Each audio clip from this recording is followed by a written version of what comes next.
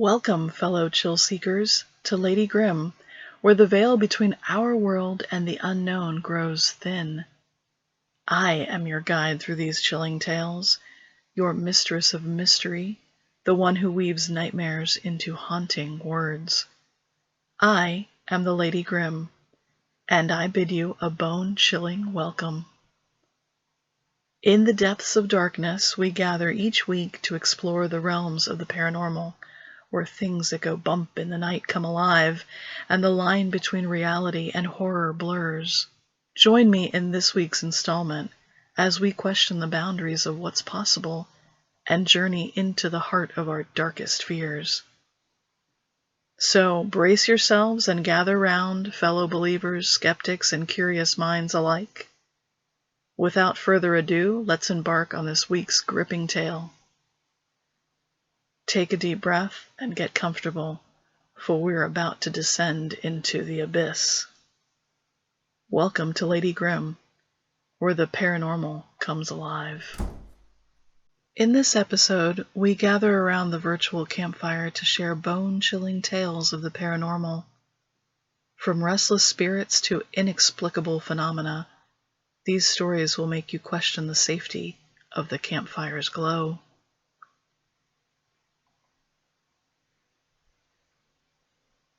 A few years ago, my boyfriend invited me to go camping with him.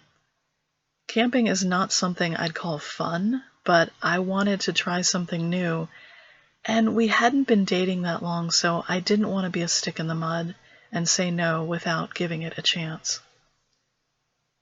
He was a person who felt comfortable in the woods and had grown up going camping with his family pretty regularly. He picked me up on a Friday afternoon after I got off from work, and we drove about 2 hours to a trailhead along the Appalachian Trail. The idea was that we'd hike for about an hour, then settle down for the evening. He had an app that told him campsite ratings and places people recommended for good campsites. He picked one not far off the trail that had decent reviews.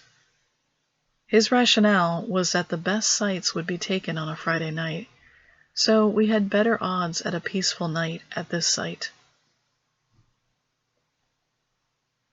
We arrived at the parking lot, and there were already 3 other cars parked, and a couple coming back in from the trail headed towards their car. For a warm Friday afternoon, there weren't many people, so it seemed like my boyfriend had picked a good site. It was a cloudy afternoon and not too hot, which meant it was ideal for hiking. I have pretty fair skin and burn easily, so I was glad it wasn't too sunny.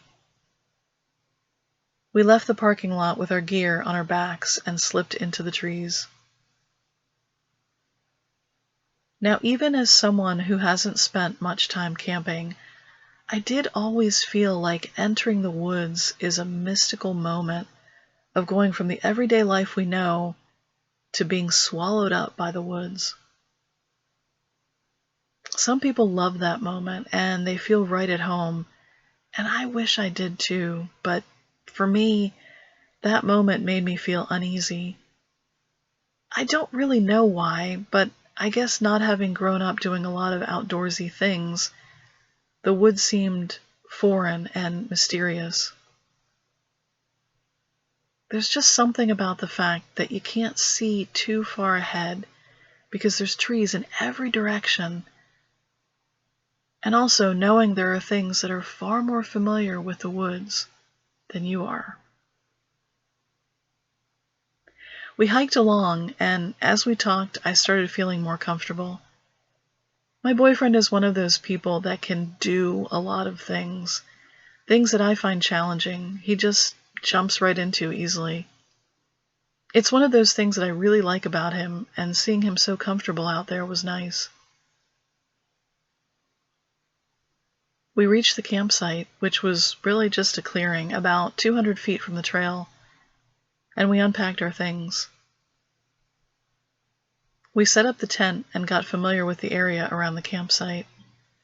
The trail we had been on bent around the campsite, so if you stayed on the trail, You'd have to veer around the area where the campsite was located. There was a small marker on the trail indicating the site, but we almost missed it because it was so overgrown.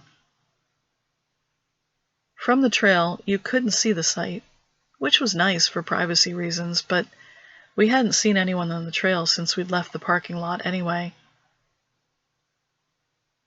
It was probably around 6 p.m. by the time we settled down, and even though it was the start of summer, the clouds made it hard to tell what time it was. The bugs were definitely out, and it was pretty humid and felt like rain.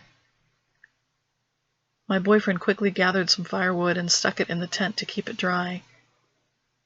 He had hoped to light a fire to keep the bugs away, and of course he wanted me to have the whole campfire experience. When it did start raining just before dark, we ducked into the tent. It was just a light rain, and we figured it would be over soon. We had a few beers and some snacks. I started to relax and get into the whole camping vibe, even though it was raining. We had a little camp light, and the tent kind of felt like a fort, and forts are always fun.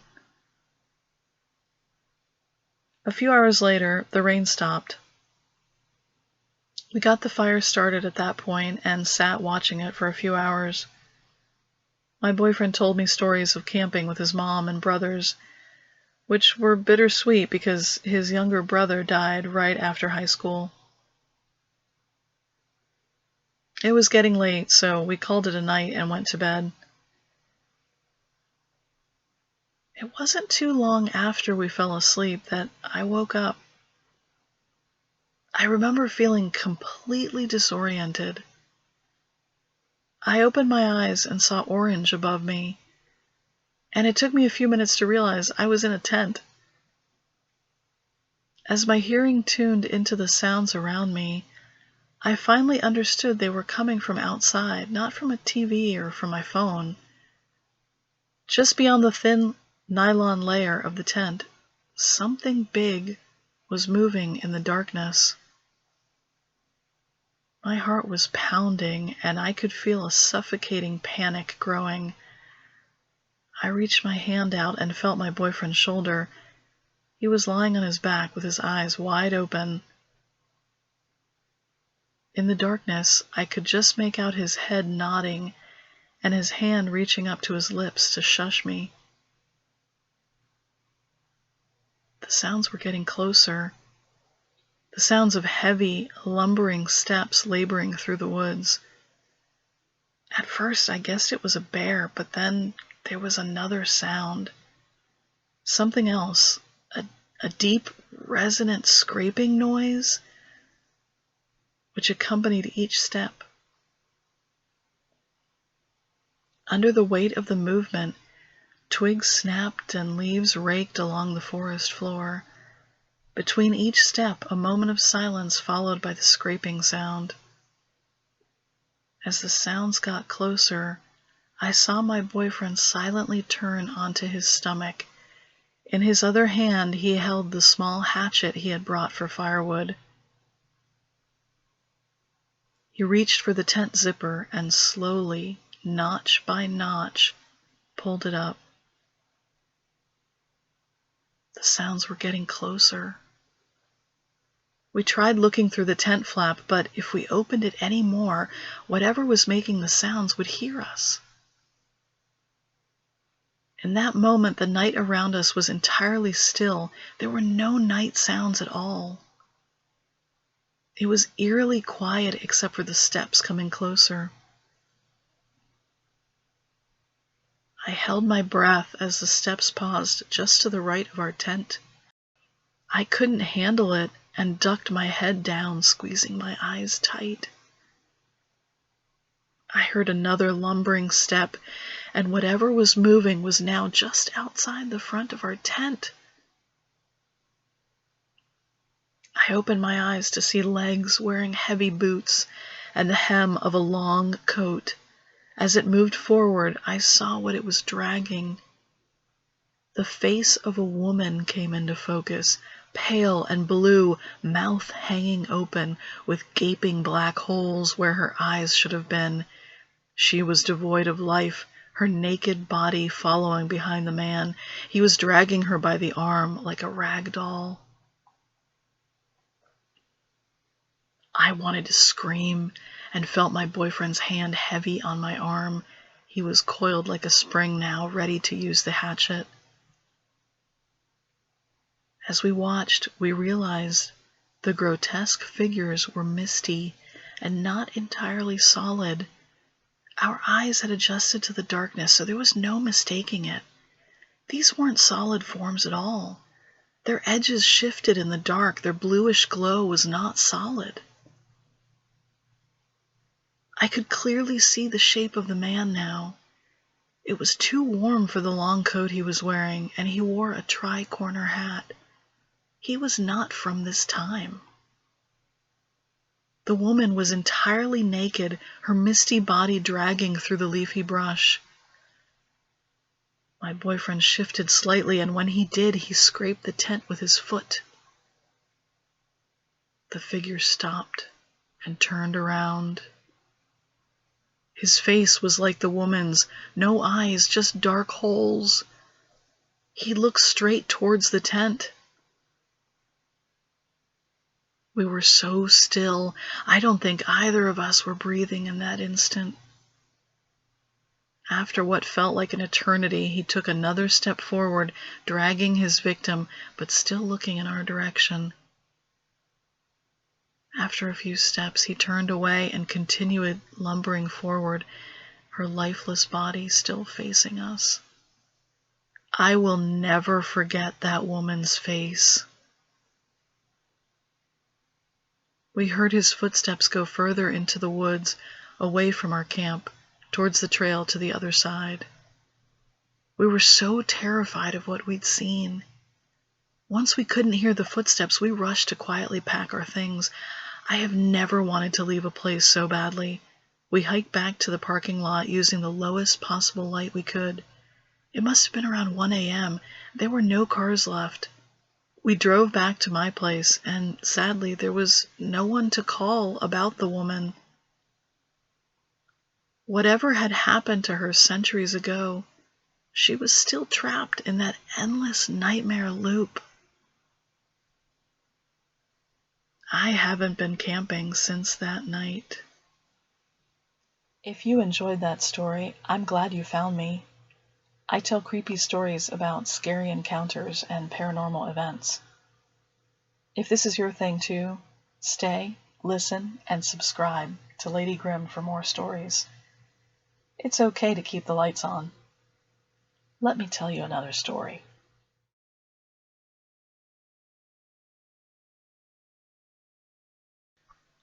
I was a Girl Scout when I was a kid. At the end of the school year, we had a camping trip that everyone looked forward to. It was kind of the big send-off before everyone went their separate ways for the summer. Our troop leader, Lena, and Alice, an older sister of one of the girls, were our chaperones that year. When the big day came, we loaded all our gear into a big bus and drove to the Shasta National Forest. The plan was that we would camp for 4 days, starting on a Wednesday and returning that Saturday. We set up our tents, eager to explore the area around us.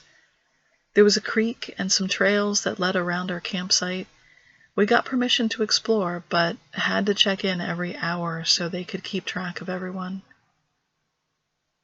My friend Nicole and I followed the creek and lost track of time. I realized we were going to be late for check-in, so we started running along the edge of the creek, and Nicole suddenly stopped. She turned to her right and grabbed my arm. I turned to look at her, wondering why, and saw her face looked stunned. She said she thought she saw someone in the trees, but when she looked again, there was nobody there. She shrugged it off, and we kept going. When we got back to camp, we checked in with Lena, who reminded us we were late. We apologized and slinked away, kind of embarrassed, until we realized we weren't the last ones to check in. Mackenzie hadn't checked in yet. and nobody had seen which direction she had gone. We turned to her friend Alyssa, who was always with her. She said they were going to explore together, but then Mackenzie just wandered off before Alyssa could catch up to her. Lena and Alice were whispering, and we could tell they were trying to figure out how to find Mackenzie without panicking everyone, but we were already pretty worried. They organized us into 2 groups, leaving Marcella and Amber behind at the campsite. They were told to start the campfire and keep it going until the rest of us returned. It would be dark before long, and they wanted the campsite visible in the dark. If Mackenzie wasn't found within the hour, we'd be contacting the Park Service. We fanned out calling for Mackenzie. The sun was already descending behind the thick canopy of trees, casting long shadows across the forest floor. We were mostly quiet now. All our happy chatter had given way to whispers of speculation and fear. As we pushed farther into the woods, our flashlights cut through the gathering gloom. Branches snapped beneath our feet as we called out Mackenzie's name, our voices carrying through the stillness. As we went deeper into the wilderness, the sounds of rustling leaves and distant animal calls added to our anxiety. Lena and Alice both sounded worried, which didn't help us feel any better. Up ahead, we saw flashlights focus on something at the base of a tree. Someone called out Mackenzie's name, and we all pushed towards her. She was kneeling on the ground beside a big tree, looking upwards calmly. She turned as we called her, and then looked genuinely surprised to see us. She looked all around as though looking for someone. We circled her and everyone leaned in, asking why she hadn't checked in and why she was out there alone in the dark. Mackenzie and Alyssa were inseparable, so it was strange that she'd wander off without her. She didn't answer our questions. She just said, "Where did he go?" We looked at her, then at each other. She explained that there was a man standing in the creek near the campsite, and they had been talking. As she spoke, she pointed behind her. "Wait, where's the creek?" she asked slowly. The creek was by the campsite, about a mile back. We were relieved to have found Mackenzie, but her story creeped us out. We were in the middle of nowhere, about a mile from our campsite, and some stranger had been talking to her. Mackenzie looked totally confused. As we hiked back to camp together, she kept looking around and back over her shoulder. She must have been looking for him. Everyone was still on edge, but we were relieved. One of the girls said she must have eaten some funky mushrooms, and everyone but Lena laughed. We started talking about how hungry we were and what we had to eat back at camp. Things were starting to feel normal again. When we thought we were close to camp, we started looking for the campfire in the darkness. Lena had been leading us back and was sure we were almost there, but we couldn't see a fire anywhere. Straining to see ahead of us in the dark, we got quiet.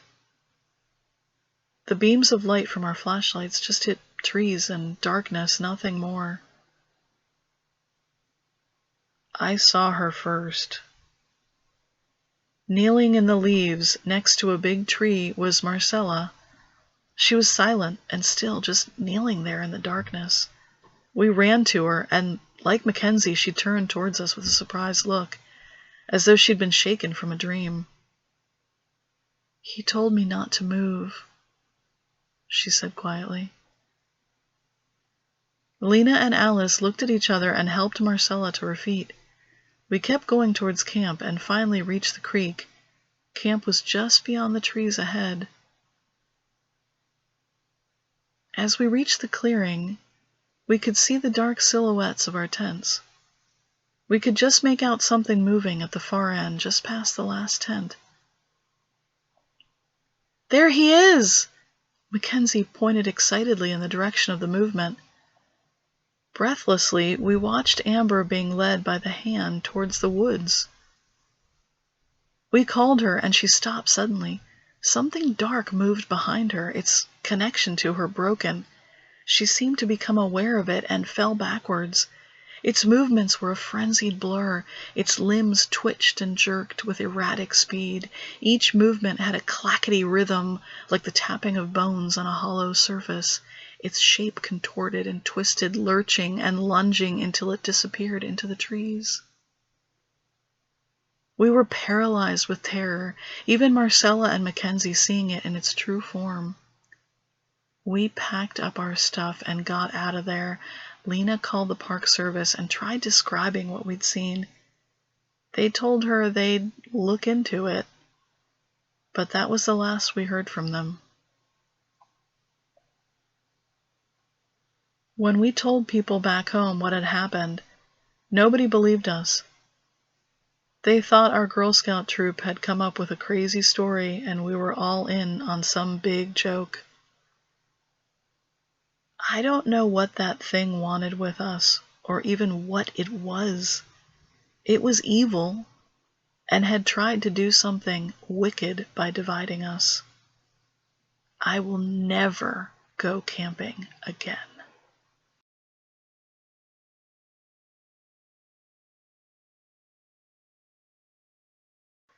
My friend Eric's parents got divorced, and his dad moved from D.C. to a small town in Pennsylvania, a few hours away.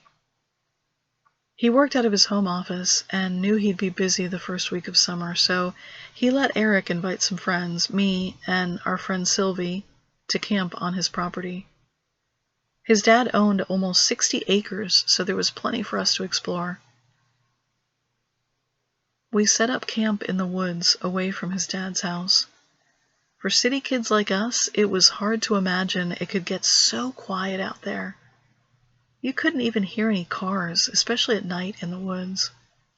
The closest small town was about 15 minutes away.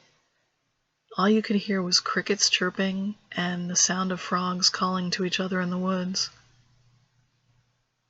We set up our camp near a low rock wall, a long-forgotten boundary that meant nothing now. We each set up our brand-new tents. A nice benefit of being Eric's friend was that he was always eating and always happy to share his snacks.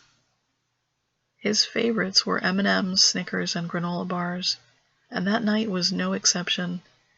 He opened his backpack, showing us a huge stash of snacks. He also had hot dogs, but forgot the buns, chips, and a family-sized box of Twinkies.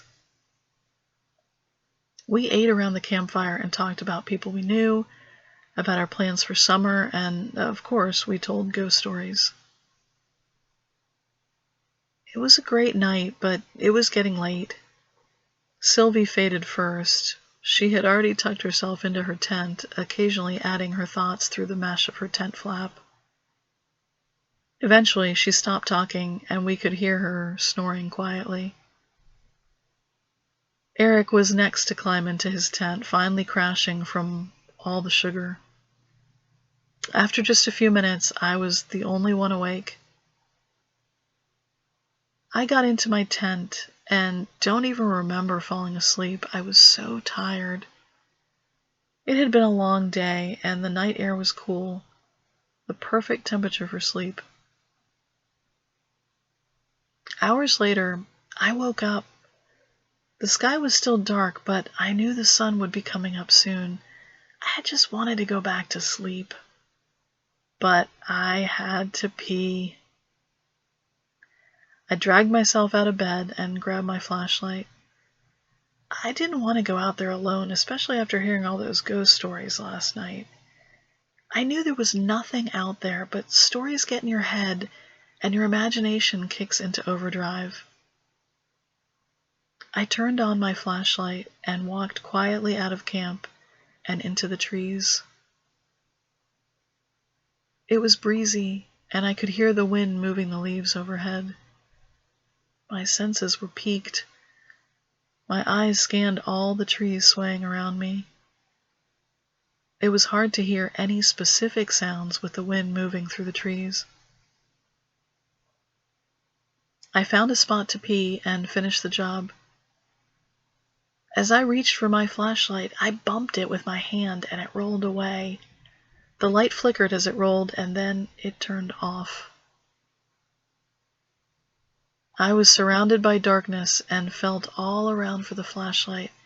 There was no moonlight, so getting back to camp in the dark without running into something would be a challenge. As I reached forward, I heard a twig snap behind me. I turned towards the sound and saw a little girl standing just behind me. She was about 5 years old and had a long braid that hung over her shoulder. She was wearing a dark dress and a coat that reached to the ground. "I'm Sarah," she said. "Will you find me?" With that, she turned and walked into the trees. I felt claustrophobic. Even out there in the middle of the woods, my heart was pounding, and I was fully awake now. I peered around the trees where she had gone, but there was no trace of her. I fumbled around for my flashlight again and found it. I turned it on and pointed the light in the direction where the little girl had been. All I saw were trees. I went back to camp and woke up Eric and Sylvie. The dark sky was giving way to the light, and if this little girl was lost in the woods, we had to help her. I told them what I'd seen, and we set out in the direction where I'd met her. We hadn't gone far when we found a small cemetery just beyond the stone wall. There were 4 gravestones from a Fleming family. One headstone read, "Sarah Fleming, 1802 to 1807. I was so overwhelmed. I sat on the wall and just looked at Eric and Sylvie as they looked around at the other headstones. They were old and neglected. As the earth added leaves and debris around them year after year, they looked like they were sinking. We walked back to the house, and Eric's dad was drinking coffee at his desk. Eric told him that I'd seen a little ghost girl in the woods, and he didn't seem surprised. He was the kind of guy that was never really fazed by anything. This is an old farmhouse, so plenty of people have probably lived and died on this land. The realtor never said anything about a cemetery. He trailed off and started typing. A few minutes later, he said, "It looks like there was a Fleming family that lived in this county in the early 1800s, and they had a daughter named Sarah who went missing in January. Apparently she froze to death before they could find her." I looked at Eric and Sylvie. We hadn't told Eric's dad that she had asked, "Will you find me?"